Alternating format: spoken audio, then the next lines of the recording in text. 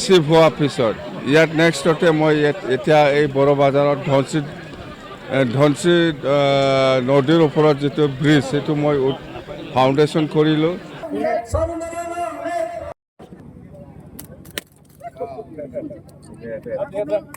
BTC চৰকাৰ গঠন হোৱাৰ পিছত প্ৰথমবাৰ মই আজি ভেৰগাঁও সাব ডিভিজনত ননৈ চামৰাং এই অঞ্চলত খোৱা পানীৰ আঁচনি আমাৰ জয়ন্তমল্ল বৰুৱা ডাঙৰীয়াৰ নেতৃত্বত যেটো খোৱা পানী আঁচনি JJMৰ সেইটো মই উদ্বোধনী কৰিছোঁ প্ৰথম চিফ হোৱাৰ পিছত।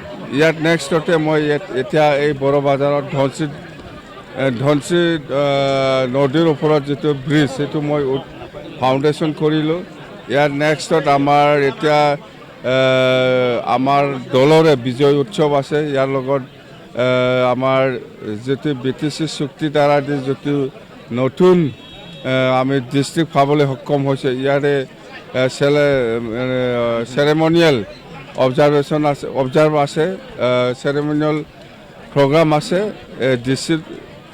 ডিচিৰ উদ্যোগত ইয়াত আমি থাকিম বাছ এইটোৱে।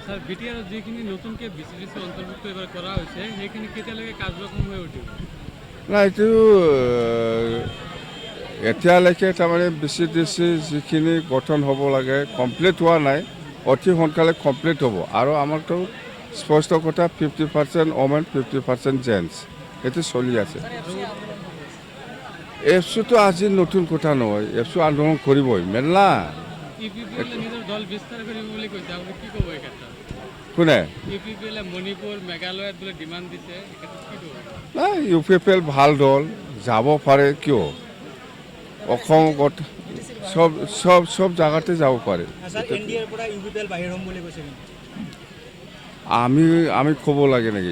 এইটোতো UPPLৰ কথা, বাহিৰত থাকে না ভিতৰত থাকে ইহঁতৰ কথা।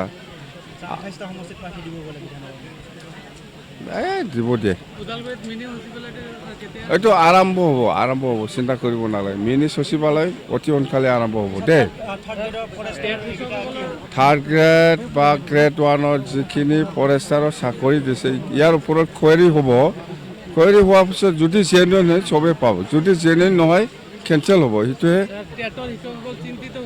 ঠেটৰ শিক্ষকসকলে যিবিলাক মেৰিট লিষ্টত আছে সেইবিলাক চাকৰি পাব, একো চিন্তা কৰিব নালাগে।